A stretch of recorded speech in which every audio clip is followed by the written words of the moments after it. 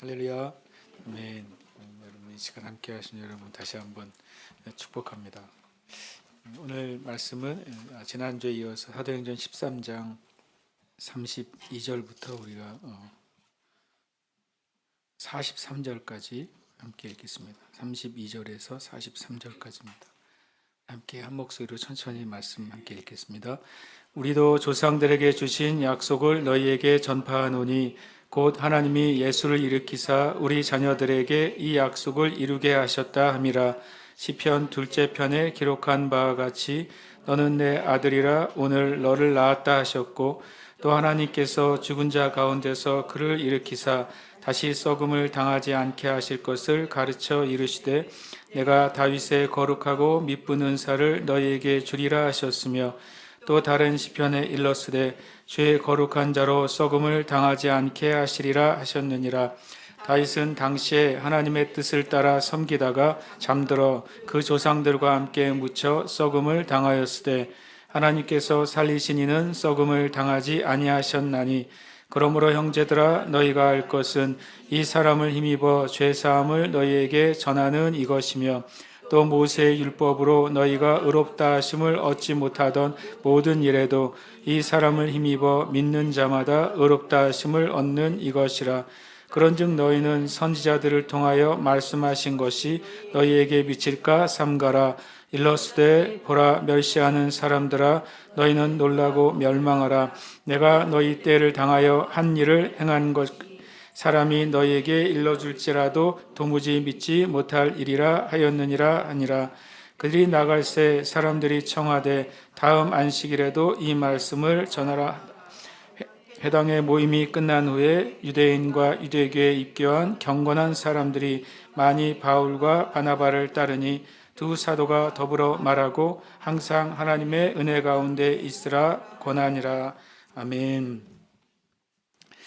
이 사도행전 13장에 있는 사도 바울이 한 이 설교는 제가 이제 지난주에 나눈 것처럼 사도 바울이 이제 이방에 가서 말씀을 전한 첫 번째 기록된 설교의 내용이라는 말씀을 드렸습니다. 어떻게 보면 이제 해외 선교지에서 처음 한 설교가 내용이 기록되어 있는 거죠. 물론 회당마다 들어가서 말씀을 전했기 때문에 사도 바울이 많은 말씀을 전했을 것입니다. 그러나 그 중에 사도행전에 누가는 이 말씀을 기록해 놓았습니다. 그렇게 보면 이 말씀이 큰 영향력이 있었고, 또 이 말씀의 내용들이 이후에도 사람들에게 많이 알려졌었다는 사실을 우리가 알게 됩니다. 그래서 지난주에 이제 앞에 있는 부분을 좀 나눴고요. 그리고 지난주에 또 나눴을 때 때로는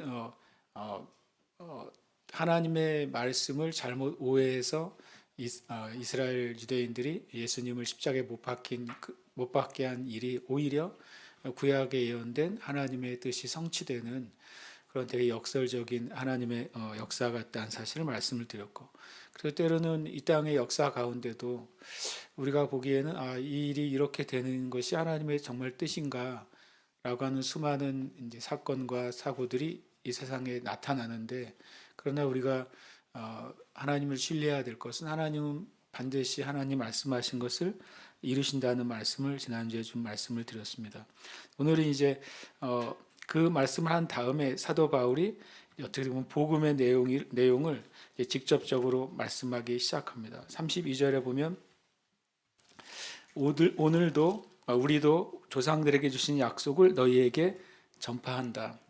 이제 역사 가운데 예수 그리스도를 통해서 하나님이 구원의 역사를 이루셨다라는 사실을 나누고서, 그리고 이제 조상들에게 주신 약속을 나도 너희에게 전한다라고 말합니다. 여기서 조상들은 이제 유대인들의 조상이고, 또 우리는 같이 표현할 때 믿음의 조상들이죠. 특별히 그 조상들에게는 이제 아브라함과 또 다윗이 크게 이제 구약에서 말하는 하나님이 약속하신 조상의 대표자들입니다. 그래서 구약의 언약 또는 뭐 하나님의 약속 그러면 둘 중에 하나예요. 아브라함에게 하신 약속이거나 아니면 다윗에게 하신 약속. 이것이 구약의 가장 큰 그 뭐 하나님의 언약의 봉우리죠. 아브라함한테 하신 약속, 다윗에게 하신 약속입니다. 아브라함에게 하신 약속은 아브라함을 통해서 구원의 역사가 온 민족에게 갈 것이라는 약속이죠.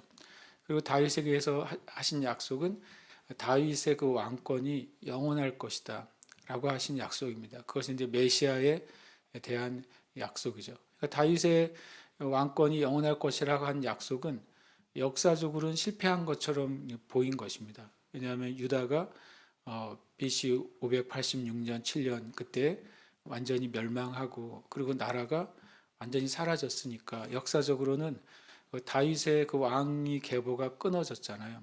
그래서 다윗의 왕위가 영원히 이어질 것이다라는 약속은 성취되지 않는 것이 아닌가라고 생각할 때 이제 예수님께서 성육신하시고 예수님을 통해 눈에 보이는 왕위가 아니라 영원한 하나님의 나라의 왕권이 이 나라에 다시 회복되는 것이죠. 하나님께서 아담을 통해 주셨던 그 왕권이죠. 실은 하나님께서 아담에게 이 온 세상을 통치하는 실은 권세를 주신 것을 우리가 압니다. 하나님께서 아담을 창조하시고 아담과 하와를 창조하시고 창세기 1장 28절에 생육하고 번성하고 충만하고 다스리고 정복하라. 이 5가지 축복을 주셨단 말이에요. 이것은 이 5가지는 아담에게 온 하나님 피조 세계에 대한 왕권을 부여하신 것이고 아담이 범죄할 때 실은 단순히 불순종이 아니라 하나님의 그 왕권을 마귀에게 실은 넘겨주는 실은 반역을 행한 죄가 된 것이죠. 그래서 그 뒤로는 이 온 세상에 대한 그 왕권을 누가 휘두르게 됐습니까? 바로 마귀가 휘둘리게 됐고 마귀가 왕권을 휘둘리고 있는 세상은 전쟁이 끊어지지 않고 마귀에 의해서 타락한 인류와 또 타락한 인류에 의해서 또 저주받은 자연 만물까지도 신음하고 있다고 성경은 말씀하고 있습니다. 로마서는 분명히 만물이 신음하고 있다. 요즘 표현을 한다면 뭡니까? 만물이 환경이 파괴되고 있는 거죠. 하나님이 원래 지으셨던 그 일들이 많이 망가지고 있다는 사실을 성경은 말씀하십니다.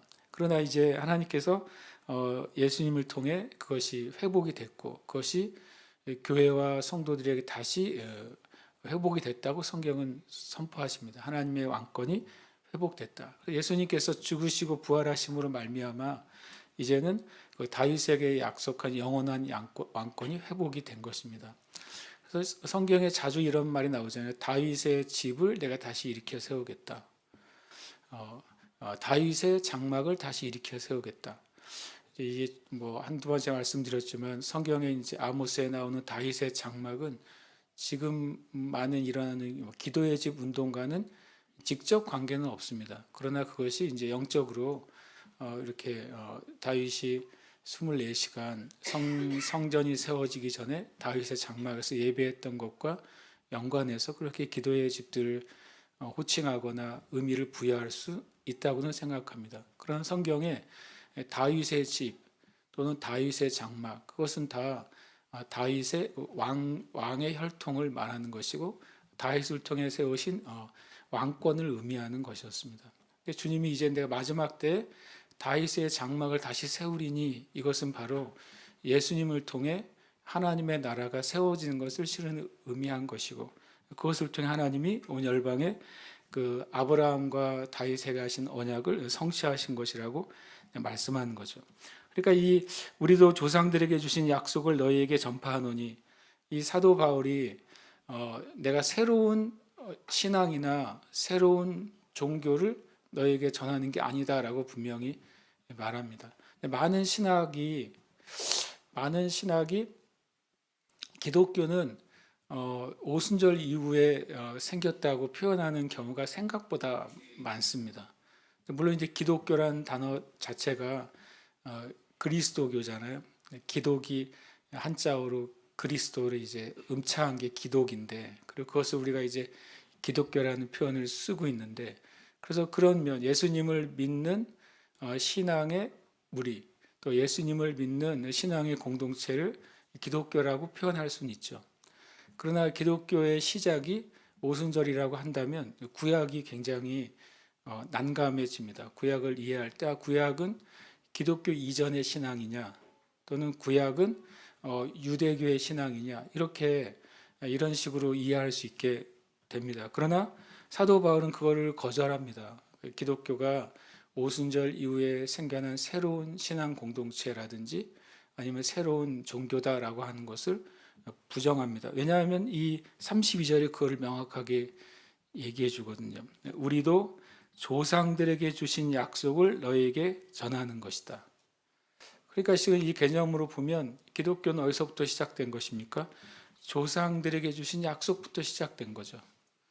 바로 아브라함에게 주신 약속부터 시작된 것이고 다윗을 통해 하나님이 언약하신 그 약속 안에서 계속 이어져 내려온 것이 실은 우리가 믿는 것을 칭하는 기독교라고 볼 수 있습니다. 그래서 저는 이제 실제로 많은 신약학자들이 또는 역사학자들이 기독교는 오순절 이후에 생겼다고 하는 것에 대해서 저는 이제 반대합니다. 그건 성경적이지 않다고 저는 생각합니다. 또 자주 말씀드리지만 믿음으로 구원받는 은혜의 진리는 신약에만 국한된 것이 아니라 히브리서 11장에 있는 모든 믿음의 조상들이 실은 구약의 인물이었다는 것을 봤을 때 구약의 인물들도 하나님을 믿고 하나님의 말씀을 믿음으로 구원받은 것입니다. 그래서 우리는 동일한 믿음 안에 있다는 사실을 우리는 알아야 되겠고 사도 바울도 신 그것을 전하고 있습니다. 그러면서 33절에 곧이라고 말하잖아요. 우리도 조상들에게 주신 약속을 너에게 전하는데 그 조상들에게 주신 약속이 곧 무엇이냐? 33절에 뭐라고 정의합니까?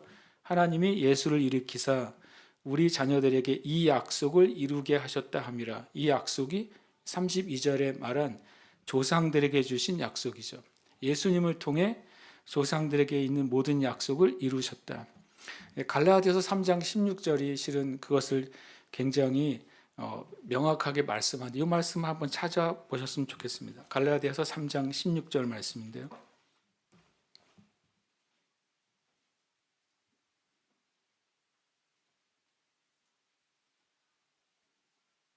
이게 밖에서 나는 소리죠? 와, 굉장히 목소리가 크시네요. 오랜만에 들리네요. 이 우리의 방음막을 뚫고 들어오다니 대단하시다. 갈라디아서 3장 16절 말씀 함께 읽겠습니다. 이 약속들은 아브라함과 그 자손에게 말씀하신 것인데 여럿을 가리켜 그 자손들이라 하지 아니하시고 오직 한 사람을 가리켜 내 자손이라 하셨으니 곧 그리스도라. 갈라디아에서는 다른 사람들이 많은 여러 가지 견해를 완전히 차단하는 말을 합니다. 아브라함과 그 자손에게 하신 약속인데 그것을 여럿이 아니라 바로 오직 한 사람, 바로 예수 그리스도를 가리킨 것이다 라고 사도 바울은 명확하게 정의합니다. 그것처럼 사도 바울이 오늘 이 사도행전 13장 32절, 33절에서도 바로 예수 그리스도는 구약의 완성이고 예수 그리스도는 구약에서 하나님께서 선지자들을 통해 말씀하신 그 약속의 결과이고 그리고 결국엔 우리가 믿는 신앙도 구약으로부터 시작돼서 지금까지 동일한 신앙 안에 있다. 이 신앙의 연속성을 그대로 말씀하고 있는 것이죠. 또 누가복음 1장 67절에는 이런 말씀을 합니다. 69절에요. 우리를 위하여 구원의 뿔을 그 종 다윗의 집에 일으키셨으니 이것은 주께서 예로부터 거룩한 선지자 입으로 말씀하신 바와 같이 우리에게서와 우리를 미워하는 모든 자의 손에서 구원하는 일이라. 이 사가랴가 예언을 하는데요. 신약에서 첫 번째 예언은 사가랴가 한 예언이에요. 왜냐하면 사가랴가 성령이 충만하여 예언하여 이르되 신약 성경에서 예언이라는 단어가 처음 사용됐을 때가 바로 이 누가복음 1장 67절입니다. 마태, 마가복음 말고의 누가복음이냐 하면 순서대로 한다면 누가복음이 예수님 태어나기 이전부터 얘기하고 있으니까 순서상으로 보면 이제 신약 성경에서 첫 번째 예언한 인물은 바로 세례 요한의 아버지 사가랴가 되는 것이죠. 그때 예수님을 통해서 하나님이 약속을 이루셨다는 사실을 다시 한번 밝혀주십니다. 이 말이 알고 보면 제가 나눈 것처럼 이 설교는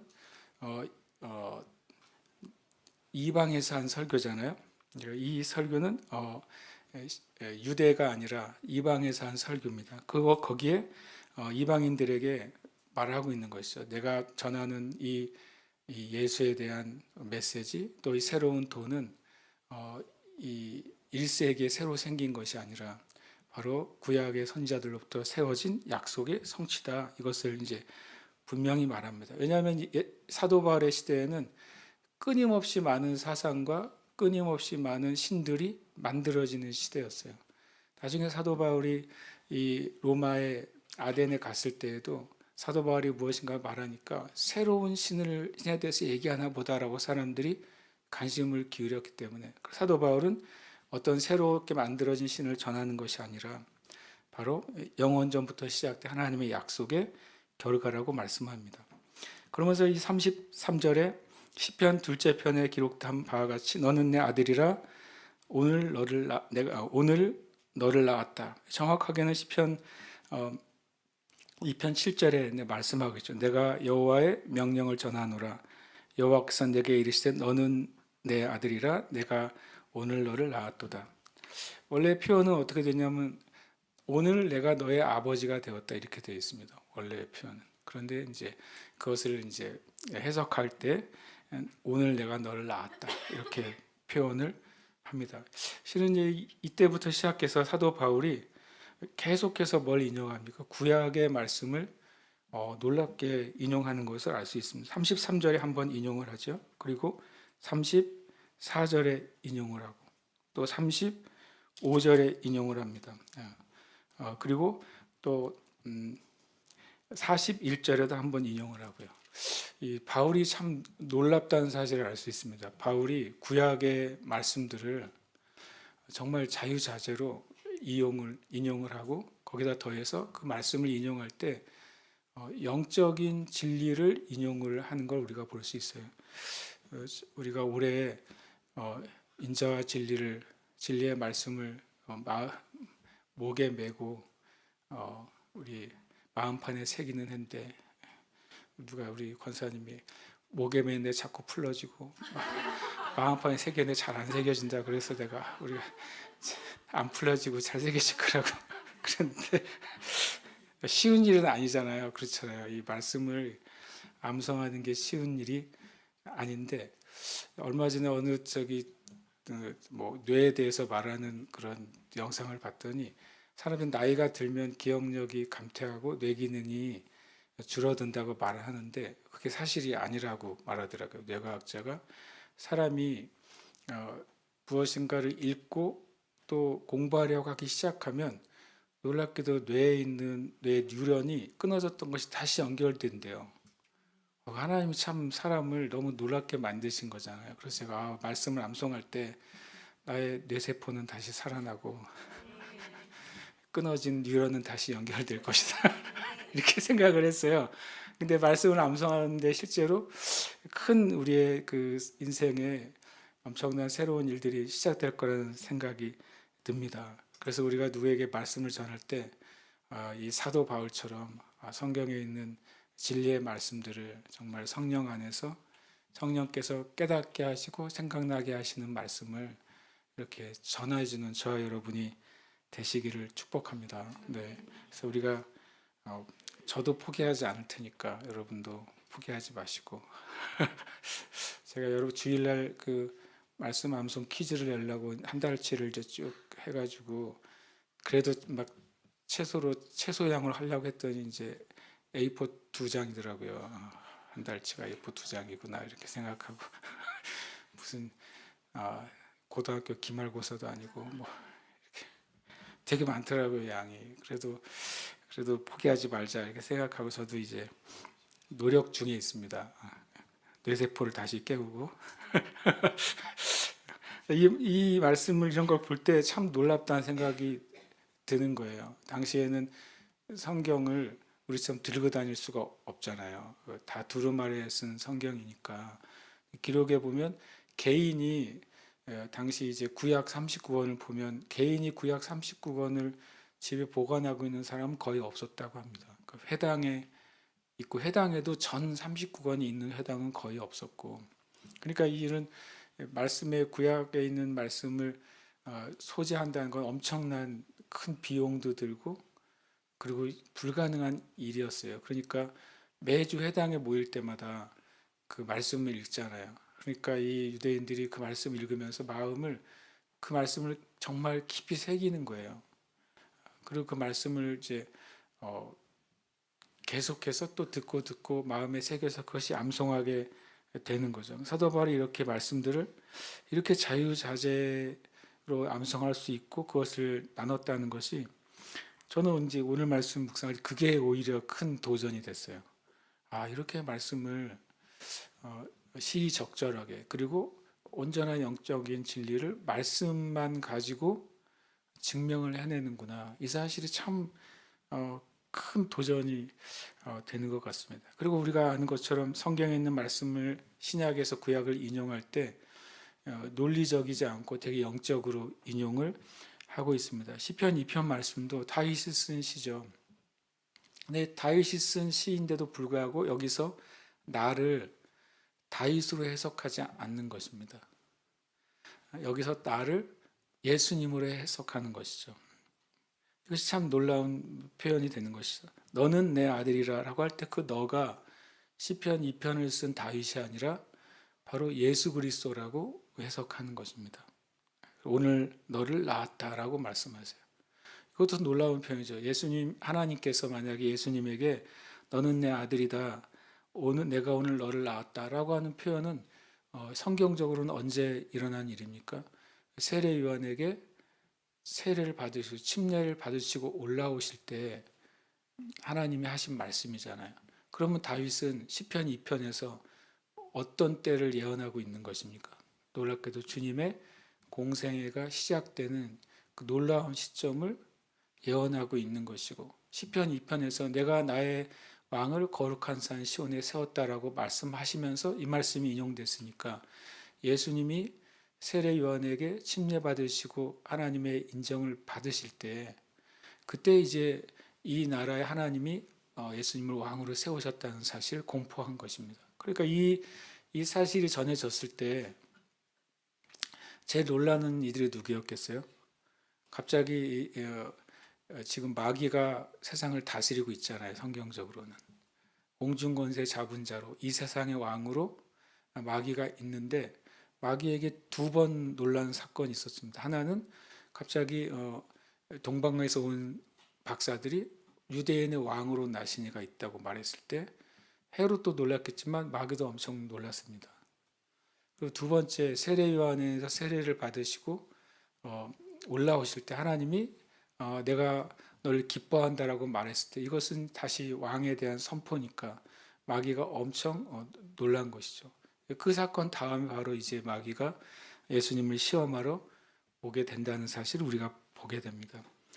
사도 바울이 시편 2편 7편을 인용하면서 이것이 바로 하나님의 약속의 성취다라고 말씀합니다. 그리고 34절에 또 하나님께서 죽은 자 가운데서 그를 일으키사 다시 썩음을 당하지 않게 하실 것을 가르쳐 이르시되 내가 다윗의 거룩하고 미쁜 은사를 너희에게 주리라 라고 말씀하세요. 이것은 이사야 55장 3절을 인용했습니다. 이사야 55장 3절에 보면 너희는 귀를 기울이고 내게로 나와 들으라. 그리하면 너희 영혼이 살리라. 내가 너희를 위하여 영원한 언약을 맺으리니 곧 다윗에게 허락한 확실한 은혜니라.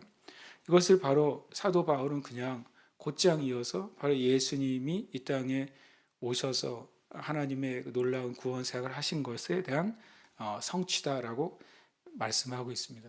이사야 55장 3절을 곧장 예수님으로 연결했던 어떤 선지자도 없고 어떤 사역자도 없었던 것이죠. 그럴 때 사도 바울은 이사야 55장 3절이 바로 예수님을 가리키고 있다고 또 명확하게 말씀하고 있습니다. 그리고 35절에 또 다른 시편에 일렀으되 주의 거룩한 자로 썩음을 당하지 않게 하시리라. 이것은 시편 16편 10절을 인용하고 있어요. 이는 주께서 내 영혼을 수월에 버리지 아니하시며 주의 거룩한 자를 멸망시키지 않으실 것임이니이다. 놀랍게도 시편 16편 말씀도 다윗이 쓴 시로 되어 있습니다. 다윗이 주께서 내 영혼을 이라고 표현했어요. 그러면 다윗이 저자라고 분명히 알려져 있으니까 내 영혼은 다윗의 영혼을 가리켜야 되잖아요. 그런데 사도 바울은 이것을 뭐라고 말하면 예수님이 한 말이라고 말하고 있습니다. 그러니까 실은 사도 바울이나 또 예수님께서도 구약을 인용하실 때 구약의 어떤 이제 주어나 또 구약의 배경으로 인용하지 않으시고 완전히 다른 차원의 영적인 인용을 하시는 겁니다. 시편 16편 10절이 주께서 내 영혼을 수월에 버리지 아니하시고 멸망시키지 않을 것입니다. 이것은 다윗의 고백이 아니라 바로 예수님에게 일어날 일을 다윗이 예언적으로 고백한 거라고 말하고 있습니다. 그러면서 36절에 시편 16편이 다윗이 자기를 위해 한 말이 아니라는 것을 어떻게 증명하냐면 36절에 보면 다윗은 당시에 하나님의 뜻을 따라 섬기다가 잠들어 그 조상들과 함께 묻혀 썩음을 당했다. 다윗이 시편 16편에서 나는 죽임을 당하지 않을 것입니다. 나는 썩지 않을 것입니다. 그러니까 죽었다가 완전히 죽은 상태로 영원히 있지 않을 것입니다라고 노래했는데 정작 다윗은 죽었다는 거예요. 죽었고 그 다윗이 다시 살아나지도 않았고 무덤이 예수님 시대까지 또 사도 바울의 시대까지 존재한다는 겁니다. 그러니까 이제 신기한 논리가 생기죠. 다윗은 하나님께서 나를 썩지 않게 하실 것입니다라고 시를 적었는데 다윗은 죽고 부활하지 않았으면 그 시는 뭐가 되는 거냐면 그냥 자기의 개인적인 소망을 읊은 시가 되는 거잖아요. 그러나 그 시가 우리에게 주어진 성경이고 하나님의 진리라면 성취가 돼야 되는데 그러면 그것이 다윗에게 성취된 것이 아니라 바로 예수님에게 성취된 예언적인 시였다고 말하는 겁니다. 37절에 하나님께서 살리신 이는 썩음을 당하지 아니하셨으니 라고 말합니다. 바로 예수님께서 부활하신 것. 시편 16편 10절이 다윗을 말하는 게 아니라 예수 그리스도의 부활을 의미한다라고 말합니다. 실은 이제 사도 바울의 많은 메시지를 보면 구약을 이런 식으로 계속 인용하거든요.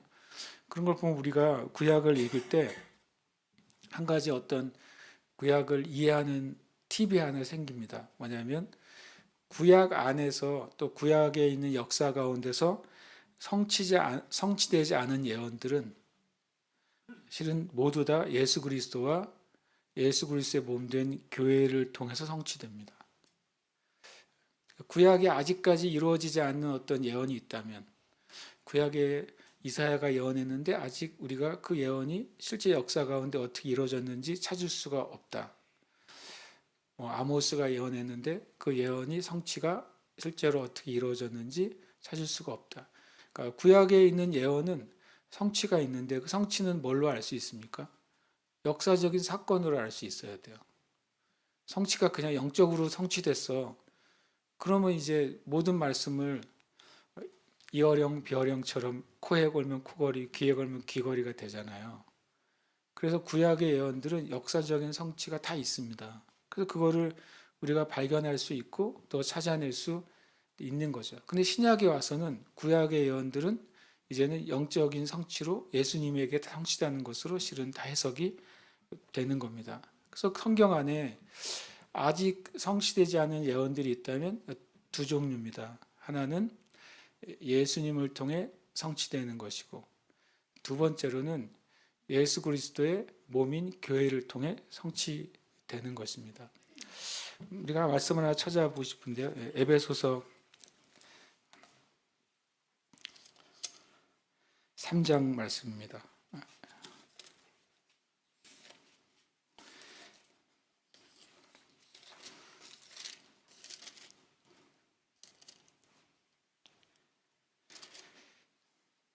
에베소 3장 9절에서 10절 말씀입니다. 에베소 3장 9절에서 10절 잘하셨습니까? 함께 읽겠습니다. 영원부터 만물을 창조하신 하나님 속에 감추어졌던 비밀의 경륜이 어떠한 것을 드러내게 하려 하심이라. 이는 교회로 말미암아 하늘에 있는 통치자들과 권세들에게 하나님의 각종 지혜를 알게 하려 하심이니. 11절까지요. 곧 영원부터 우리 주 그리스도 예수 안에서 예정하신 뜻대로 하신 것이라. 아멘.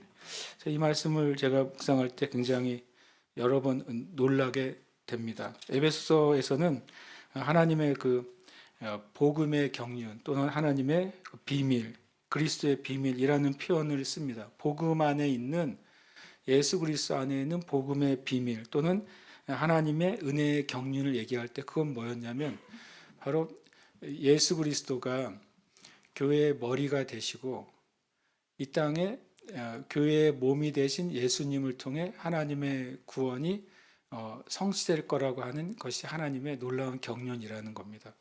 그래서 예수님에 대해서는 우리가 예수님에 대해서 온전한 고백과 또는 예수님에 대한 많은 이해가 있는데 생각보다 우리가 가지고 있지 않은 이해는 예수님의 몸인 교회에 대한 이해예요.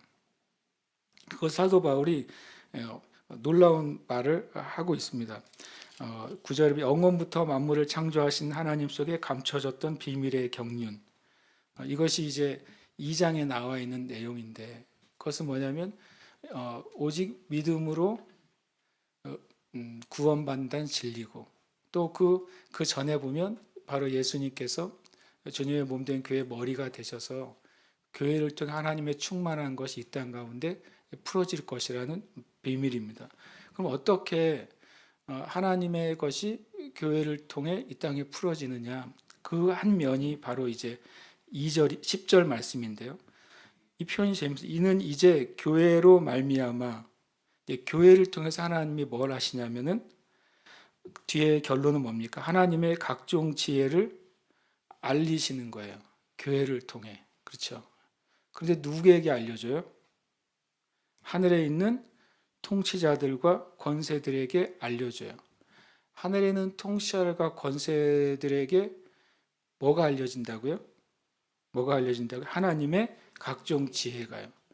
이건 굉장히 어떤 면에서는 아직 우리가 온전히 발견하지 못한 어떤 주님의 말씀에 속해 있는 내용입니다. 하늘에 속한 통치자들과 권세들이 누구냐? 뭐 에베소 6장 같은 걸 그냥 보면 그 마귀나 마귀의 세력이 아닙니까? 라고 말하는데 그거는 그렇게 적용할 수가 없어요. 하나님이 뭐하러 마귀들에게 하나님의 지혜를 알려주시겠어요? 그렇잖아요. 그래서 이 통치자들과 권세는 에베소 6장에 나오는 마귀의 체계가 아니라 바로 하늘에 있는 하나님의 천사들의 체계를 말하고 있습니다. 그러면 신기하게도 하늘에 있는 통치자들과 권세들인 그 천사들의 우리가 하나님께 하나님의 지혜를 들으려면 직접 들으면 되죠. 안 그래요? 하늘에 속해 있으니까 하나님께 들으면 되는데 왜 하나님은 교회를 통해서 하나님의 각종 지혜를 천사들에게 알려주냐라는 거예요. 그게 참 신기하잖아요. 그림으로 치면 하나님은 하나님의 보좌에 계시고 하나님의 지혜를 이 땅에 있는 교회에 알려주죠. 그러면 땅에 있는 교회가 어떻게 행하는 것을 보고 또 하늘에 있는 천사들이 하나님이 저렇게 행하시려고 하네? 라고 하는 사실을 알도록 만들었다는 거예요. 이게 좀 이상하지 않습니까? 굉장히 이상하죠. 그래서 그런 것을 하나 보여주는 구약의 샘플이 하나 있어요. 하나님의 계획이 직접 천사들이나 하늘에 속한 영역에 알려지지 않고 이 땅에 속한 하나님의 사람이나 하나님의 몸을 통해 천사들에게 다시 알려지는 일이 있었던 거야. 과거에 어디 있었겠습니까? 그 다니엘 시절에 있었습니다. 다니엘이 하나님의 역사를 어떻게 이끌어 가실지에 대해서 너무 알기를 원했어요. 그래서 다니엘이 작정을 하고 하나님 앞에 기도를 시작하죠. 우리가 흔히 말하는 다니엘의 새 일의 기도입니다. 조금 조심스러운 말이지만 다니엘은 어떤 개인적인 목적을 위해서 금식한 게 아니죠. 그죠? 특별히 또 다니엘은 심지어는 이스라엘의 회복을 위해 금식한 건 아니에요. 새 일에는요. 나중에 이제 예레미야서를 읽고 이스라엘이 회복될 것을 다니엘이 기도한 것은 분명히 맞습니다. 그러나 그 새 일의 기도는 하나님의 뜻과 경륜을 알길 원해서 엎드린 기도였어요. 요즘 이제 다니엘 기도에는 그런 기도는 아니잖아요. 다니엘의 기도는 다시 말하지만 개인적인 목적이나 어떤 기도 제목을 가지고 한 기도가 아니라 하나님의 뜻을 알기를 원해서 한 기도였고, 그 기도를 3주를 작정한 작정 기도도 아니었어요. 그죠? 하다 보니까 3주가 되어버린 기도죠. 그 사이에 무슨 일이 있었냐면 되게 정말 독특한 일이 일어납니다. 3주 후에 천사가 다니엘에게 나타나죠. 그리고 뭐라고 말하냐면 3주 만에 온 이유를 뭐라고 설명합니까? 다니엘아, 네가 겸손하게 하나님 앞에 엎드렸을 때 하나님이 응답이 임했다고 말했어요. 하나님의 응답은 다니엘이 기도하기 시작한 때 임했습니다. 그 응답은 뭡니까? 앞으로 일어날 다니엘 때부터 시작해가지고 실은 예수님 때까지 더 나아가서 마지막 때 일에 대한 하나님의 역사의 계획이에요. 이것은 숨겨진 것이었습니다. 그 천사들도 온전히 알지 못하는 것이었어요. 그 메시지를 이 천사가 가지고 다니엘에게 오는데, 천사가 다니엘에게 오는데 시간이 얼마나 걸리겠습니까?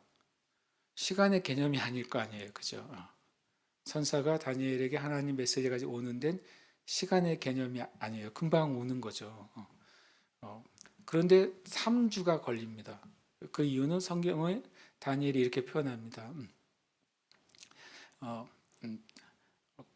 페르시아 왕, 페르시아 왕이 나를 막아서라고 표현하는 것이죠. 그 페르시아 왕이 이 보이는 세계의 왕이 아니라 페르시아를 다스리는 영적인 세계의 권세자인 마귀를 의미하는 것이었습니다. 그가 천사를 가로막았고, 신기하게도 그 천사가 그거를 통과하지 못했어요. 3주나 씨름했어요. 그때 그 천사가 뭐라고 말합니까? 천사장 미가엘이 와서 나를 도움으로. 그 말은 뭐냐면 페르시아 지역을 다스리던 마귀의 세력은 이 천사는 막을 수 있었다는 소리예요. 신기한 표현이죠. 그러면 뭘 알 수 있습니까? 천사의 세력에 이렇게 체계가 있고 또 마귀의 체계가 있는데, 그 체계별로 뭐가 있는 겁니까? 주어진 권세가 다르다는 사실을 알 수 있어요. 페르시아를 다스리던 권세, 여기도 표현 제가 이제 표현을 쓰는 겁니다. 그래서 통치자들과 권세들을 말하는 것입니다.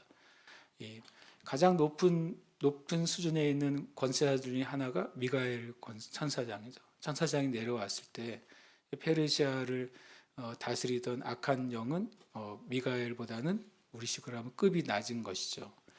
그래서 그 하나님의 천사의 메시지를 가로막던 것을 해제하고 천사가 3주 만에 새 이래 만에 다니엘에게 올 수 있었다고 말을 합니다. 그리고 나서 뭐가 풀어집니까? 그 다음에 이제 일어날 바벨론 이후에 어떤 제국들이 일어나는지가 다니엘을 통해서 풀어집니다. 알렉산더의 제국까지 풀어지죠. 그럼 마지막 때까지 풀어지죠. 그러니까 다니엘이 기도한 것이 천사를 통해 다니엘에게 전달되고, 다니엘이 기록하는 것을 통해서 모든 천사들이 보게 된 것입니다. 신기한 방법이죠. 하나님이 왜 천사들에게 직접 미래에 일어날 일을 말씀하지 않으실까요?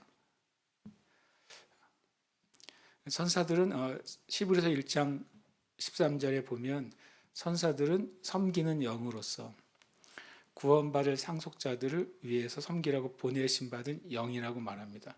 그러니까 천사들은 구원받은 상속자, 그리스도인과 교회를 섬기라고 부름받은 존재예요. 그러니까 섬기는 자들이 어떻게 섬겨야 될지를 어떻게 하냐면 성도들의 상태를 통해 아는 것입니다. 그리고 심지어는 천사들도 하나님이 앞으로 무엇을 행하실지를 누구를 통해 안다고 말합니까? 이 말씀에 보면 놀랍게도 교회를 통해 안다는 표현이 있습니다. 이건 굉장히 놀라운 이제 깊은 차원의 메시지라고 제가 느낍니다. 하나님의 각종 지혜들, 지혜는 하나님의 뜻과 목적과 계획을 할 때 말하는 것입니다. 그러니까 마지막 때에 이 땅에 하나님이 하실 하나님의 뜻, 하나님의 계획, 하나님의 목적들이 있는데 그것들이 성취되려면 실은 성경적으로는 천사들이 움직여야 되는 거예요. 천사들이 어떻게 움직이느냐? 자기 자발적으로 마음대로 움직이는 것이 아니라 교회의 상태에 따라서 움직입니다. 교회가 진리 안에 있을 때 하나님이 그 교회를 통해 이 땅 가운데 하나님의 뜻을 풀어 놓으시겠다고 말씀하셨기 때문에 그렇습니다. 만물 안에서 만물을 충만하게 하시는 이의 충만함이 교회라고 에베소 1장에서 말씀하시기 때문에 하나님이 이 땅 가운데 무엇인가를 풀어놓으려고 하실 때 교회가 깨어서 하나님의 것을 받았을 때 이제 하나님의 천사들이 움직이는 것입니다. 그것이 하나님이 이 땅 가운데 일하시는 방식이에요. 그렇게 이제 저처럼 설명하는 경우가 있는지 없는지는 모르겠지만 저는 성경이 그렇게 하나님이 이 세상에 하나님의 일들을 이루신다고 저는 보게 됩니다. 그러니까 구약의 말씀들이 성취되지 않은 많은 예언들은 다시 말하면 예수님을 통해서 성취되거나 예수님의 몸된 교회를 통해서 성취되게 되어 있다는 것입니다.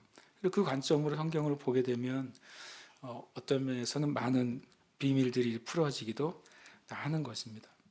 다시 이제 말씀으로 돌아갑니다. 38절 39절이 뭐라고 말씀드렸습니까? 바로 이게 복음 메시지입니다. 38절 39절 한 번 더 같이 읽겠습니다. 시작.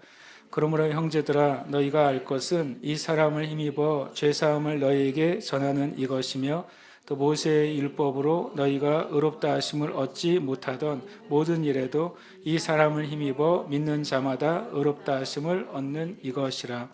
아멘. 사도 바울의 복음 메시지의 핵심은 두 가지예요. 예수님을 통해 죄사함을 입는다. 또 예수님을 통해서 의롭다 하심을 입는다 라고 하는 것입니다. 우리가 가끔 역사 기록 영화에 보면 한국이 해방될 때 모든 천지의 사람들이 나와서 이제 해방의 기쁨을 소리치고 외치는 그런 흑백 필름들이 있잖아요. 좀 최근에 또 이제 베네수엘라의 국민들이 막 쏟아져 나와서 기쁨을 이렇게 막 외치는 그런 장면이 있잖아요. 그러니까 해방이라는 것이 사람을 얼마나 기쁘게 하는지를 보여줍니다. 어느 베네수엘의 영상이 그런 영상도 있었어요. 어느 아빠가 잠을 자고 있는데 새벽에 그 이제 영상이 올라오는 거예요. 그 부인이 남편을 깨우면서 큰일이 났다고. 그러니까 남편이 제가 베네수엘라를 모르는데 하여튼 그렇게 번역을 해줬어요. 남편이 귀찮잖아요. 새벽에 깨우니까. 깨우지 말라 그러니까 그 부인이 마도로가 잡혀갔어 그랬어요. 그랬더니 자고 있던 남편이요. 갑자기 벌떡 일어나가지고 침대에서 막 뛰는 거예요. 그게 베네수엘라의 지금 현실이에요. 울면서 뛰어요. 자다가 새벽에. 그런 영상이 뭐 지금 X라고 하잖아요. 거기에 끝도 없이 나오고 있습니다. 제가 무슨 말을 하려고 하냐면 제가 이 말씀을 묵상하다가 우리는 이제 예수님 믿고 죄사함 받았어. 아멘. 이렇게 되잖아요. 내가 예수님을 힘입어서 의롭게 됐지. 아멘. 그러잖아요. 그래서 제가 내 자신 안에 그 죄로부터 해방된 기쁨이 얼마큼 있나 생각을 한 거예요. 죄로부터 해방된 기쁨은 우리가 일제 강점에서 해방된 것 이상으로 큰 사건이거든요. 우리가 죄로부터 해방된 그 기쁨은 지금 베네수엘라의 사람들이 기뻐하는 그 이상의 기쁨이거든요. 그런 기쁨이 우리에게 있는가? 그런 기쁨이 있다면 다른 종류의 문제가 그 기쁨을 제거할 수가 있는가? 라는 생각이 들었어요. 그럼 우리가 그리스도인 안에 가지고 있는 기쁨이나 삶의 태도가 이 은혜, 내가 죄사함 받아서 죄로부터 자유케 되고 지옥에 가지 않게 됐고 영원히 심판받지 않게 됐고 죄의 저주가 나에게서 더 이상 존재하지 않게 됐다는 사실이 얼마나 기쁜지를 내가 더 알아야 되겠다. 그런 생각이 드는 거예요. 그리고 내가 의롭게 됐다는 이 기쁨. 의롭게 됐다는 것은 법적인 용어잖아요. 이제 무죄 선언입니다. 얼마 전에 보면 일본에서도 그렇고 뭐 미국에서도 그렇고 이제 살인죄로 복역을 했다가 미국에서 20년 만에 진범이 잡혔어요. 그래서 참 말이 안 되잖아요. 20년 만에 진범이 잡혀서 그분이 이제 무죄로 석방이 되면서 너무 고맙다고 눈물을 흘리면서 얘기하더라고요. 그 무죄 선언이 그런 거예요. 무죄 선언. 근데 실은 저와 여러분이 예수님을 알지 못했다면 진짜 내 영혼이 죽고 영혼이 심판받고 지옥에 가고 영원한 지옥에서 사는 삶에서 내가 벗어나게 됐는데 그 기쁨이 우리에게 얼만큼 실제인가 그런 생각을 제가 이 말씀을 읽으면서 갖게 됐어요. 왜냐하면 이 말씀을 들은 사람들이 어떻게 반응합니까? 뒤에 보면은 이 48절 보시면 이렇게 되어 있습니다. 이방인들이 듣고 기뻐하며 하나님의 말씀을 찬송하며 영생을 주시기로 작정된 자는 다 믿더라 그랬어요. 그들이 이 복음을 들었을 때 예수를 힘입어서 여러분이 제사함 받습니다. 예수를 힘입어서 여러분이 의롭게 됩니다. 라고 한 사실을 들었을 때 그들이 듣고 기뻐하고 찬송했다고 표현합니다. 그래서 우리 안에 예수 믿은 증거가 뭔가? 예수 믿은 증거가 세례받고 교회 출석 잘하고 믿음 생활 잘하는 건가? 그건 맞죠. 근데 예수 믿는 증거는 우리의 기쁨이 있는 거라고 저는 이제 믿습니다. 내 안에 내가 구원받은 기쁨으로 살아가는가? 내 안에 내가 영원히 지옥 가야 될 존재인데 지옥 가지 않고 구원받고 천국에 갈 존재가 됐다는 기쁨이 있는가? 내가 예수 믿었을 때 나의 모든 정말 죄가 완전히 무죄가 선고되고 하나님이 나를 너는 죄가 없어 라고 하는 그 무죄 선고의 감격이 나한테 있는가? 그게 예수 믿은 증거인 거죠. 그렇게 예수 믿은 증거가 있을 때 주님을 위해 사는 것은 희생이 아닐 거라는 생각이 드는 겁니다. 그 기쁨이 있으면 주님을 위한 헌신은 헌신이 아닌 것이죠.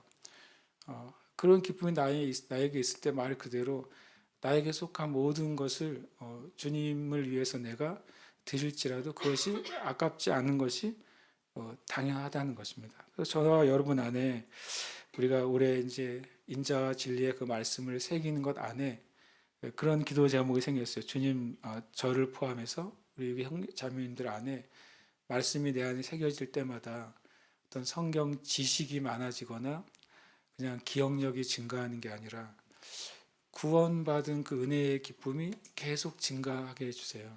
그래서 그 기쁨이 다른 어떤 주님을 위한 고난도 그 기쁨을 누릴 수 없고 또 우리가 믿음의 어떤 도전이나 씨름도 그 기쁨을 잠재울 수 없는 기쁨이 되게 해주세요. 라는 기도를 하게 됩니다. 이것이 참 저 여러분에게 동일한 복음이고 모든 온 세상 사람에게 동일한 복음인 줄 믿습니다. 그리고 이로써 주님 이제 사도 바울이 그 복음의 진리를 설명한 다음에 40절 41절에 경고의 말을 합니다. 보라 41절에 보라 멸시하는 사람들아 너희는 놀라고 멸망하라. 내가 너희 때를 당하여 한 일을 행할 것이니 사람이 너희에게 일러줄지라도 도무지 믿지 못할 일이라. 그래서 하박국 1장 5절을 인용했어요. 잘 우리가 읽지도 않은 하박국을 외워서 인용을 했어요. 근데 하박국 1장 5절은 뭘 예언한 겁니까?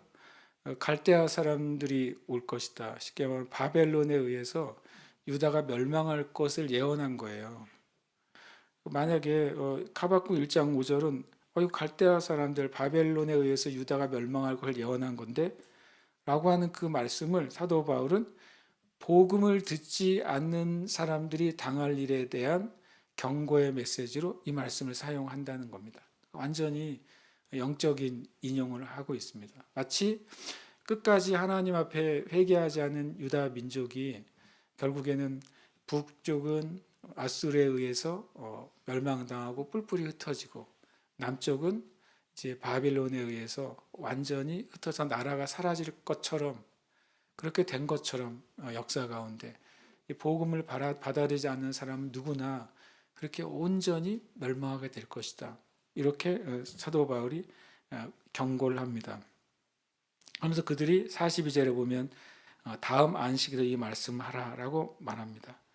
그리고 그 다음 안식일에 44절에 보면 그 다음 안식일에는 온 시민이 거의 다 하나님의 말씀을 듣고자 하여서 모였다.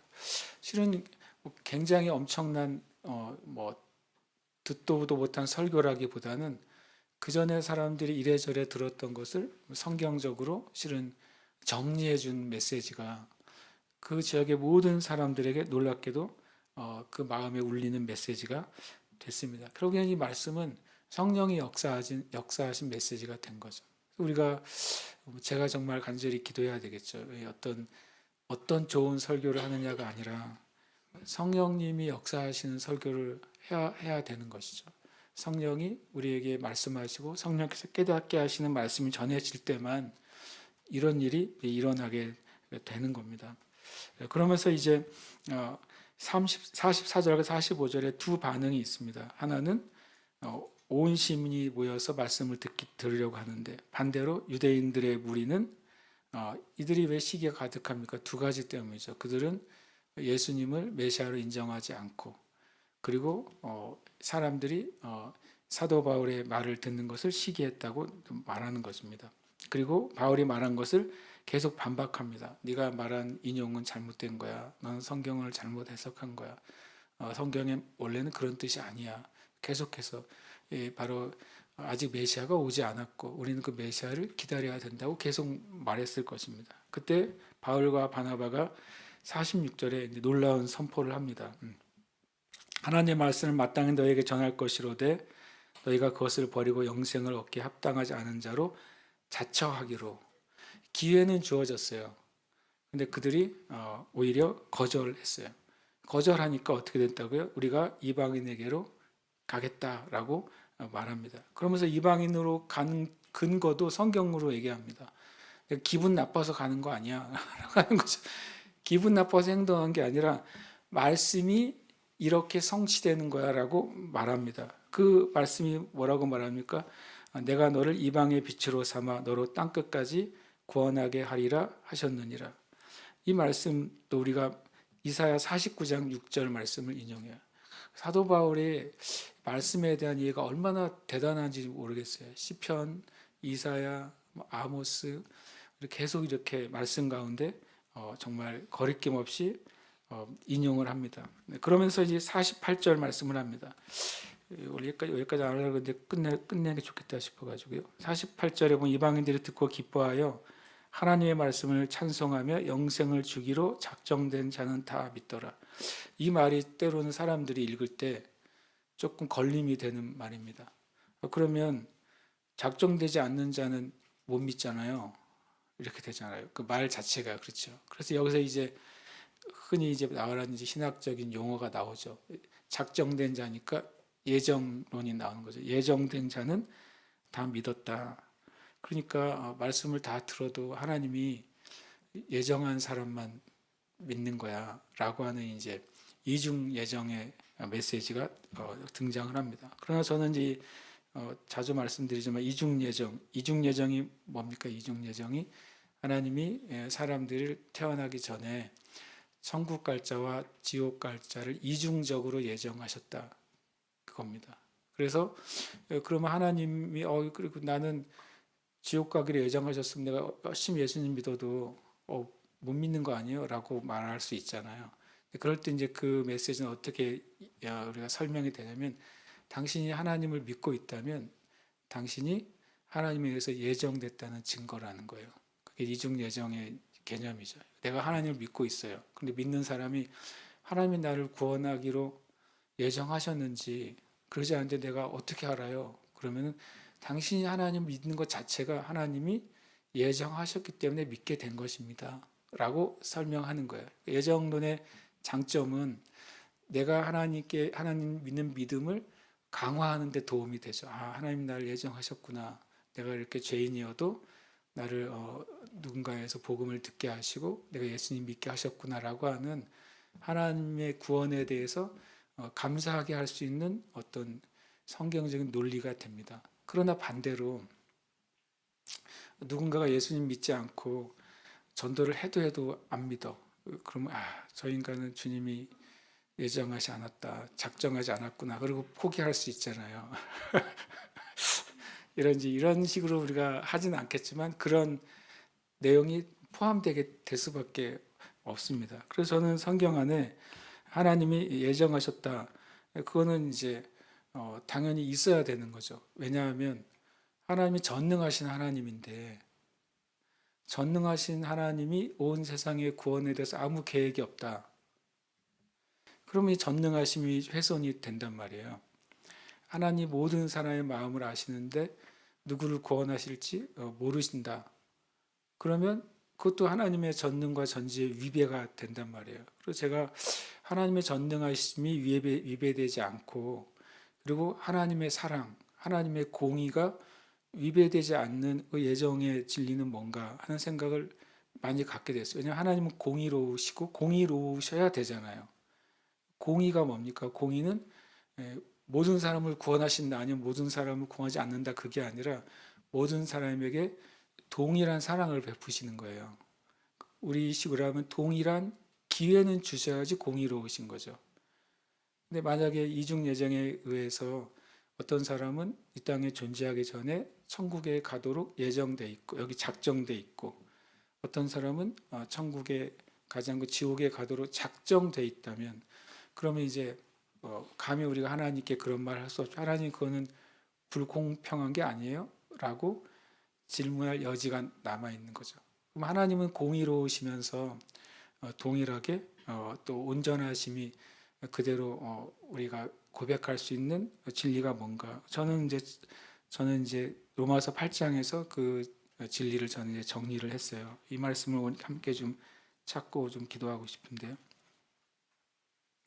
그러니까 이 이방에 있는 사람들이 사도 바울의 말씀을 들었을 때 성경의 표현은 뭐라고 되어 있습니까? 참 놀라운 표현이죠. 작정된 자들, 영생을 얻기에 작정된 자들, 그들은 다 믿었다라고 표현하였습니다. 그 작정의 의미가 뭐냐 하는 것입니다.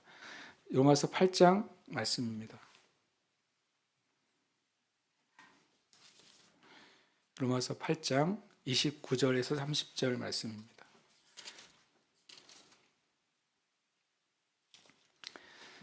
함께 말씀 로마서 8장 29절 30절 말씀 함께 읽겠습니다.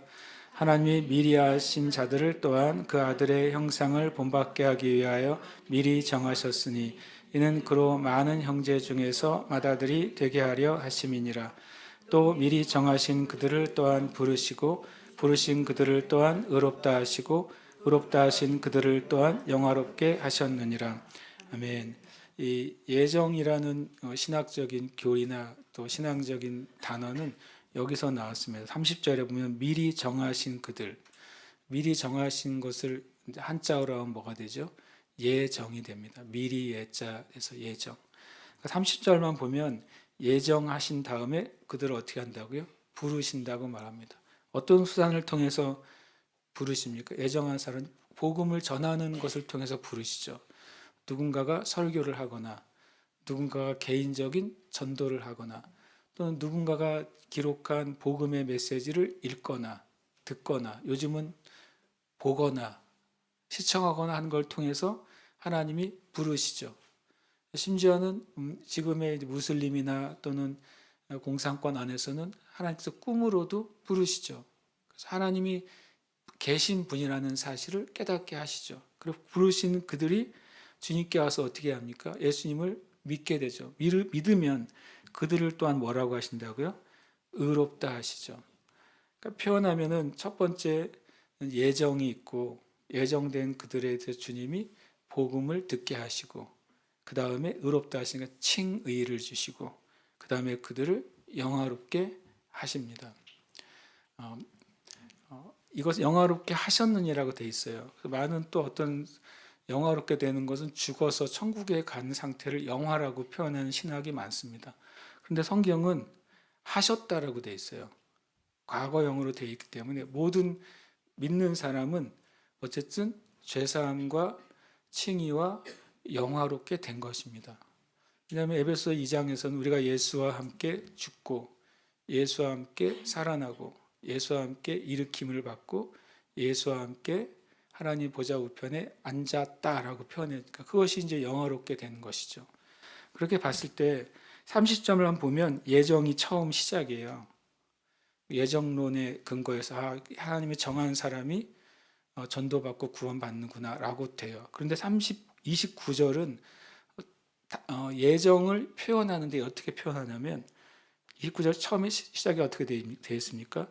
하나님이 미리 아신 자들을 또한 그 아들의 형상을 본받게 하기 위하여 미리 뭐라고요? 정하셨으니. 네. 미리 정하신 게 예정이라면 예정의 근거는 뭐라고 되어 있습니까? 미리 아심이라고 되어 있어요. 미리 아신 사람을 정하신 거예요. 이 표현이 굉장히 이제 특별하고 독특하다고 느낍니다. 저는 이렇게 이해를 합니다. 하나님은 우리에게 자유로운 의지를 주셨어요. 만약에 하나님이 우리에게 자유로운 의지를 주지 않으셨다면 하나님의 사랑은 완전하지 않은 것이죠. 예를 들어서 우리를 강아지에 비하면 미안하지만 강아지한테 너는 마음대로 다닐 수 있어 라고 하고 강아지 목에 10m짜리 목줄을 걸어 놓으면 그 강아지는 10m 안에서는 자유로운 거죠. 그러나 10m를 넘어가면 자유롭지 않잖아요. 그러니까 만약에 완전한 자유라고 하는 건 뭡니까? 뭐가 없어야 돼요? 실은 바운더리가 없어야지 자유잖아요. 너 마음대로 해. 그런데 여기는 가면 돼, 가면 안 돼라고 이제 바운더리를 담을 쳐놓으면 그것은 담 안에서만 자유잖아요. 그러니까 어떤 만약에 이 이중적인 예정을 예를 들면 너는 마음대로 사는데 내가 구원받을 수 있는 그 안에서만 자유롭게 선택할 수 있어라고 정한다면 인간에게 준 자유는 온전한 자유가 아니고 인간이 하나님께 드리는 예배와 사랑도 100% 자기의 사랑과 자유가 될 수 없는 겁니다. 그러니까 하나님의 우리에게 주신 자유는 사랑의 자유예요. 어떤 사랑의 자유냐면 우리가 표현하기 따라 좀 표현의 한계가 있겠지만 하나님을 거절하기도 할 수 있는 자유를 주셨어요. 이게 참 우리가 이해할 수 없는 자유 중에 하나입니다. 차라리 하나님을 거절할 수 있는 자유를 안 주셨으면 얼마나 좋아요. 그런데 사랑이라는 차원에서 그것은 부족한 사랑이 되는 것입니다. 완전한 자유를 주셨을 때야 하나님 우리에게 완전한 사랑을 주신 것입니다. 근데 하나님은 완전한 하나님이시기 때문에 하나님 우리에게 완전히 사랑하시죠. 완전한 자유를 주시는 것입니다. 그것의 상징이 바로 이제 선악과가 되는 것이죠.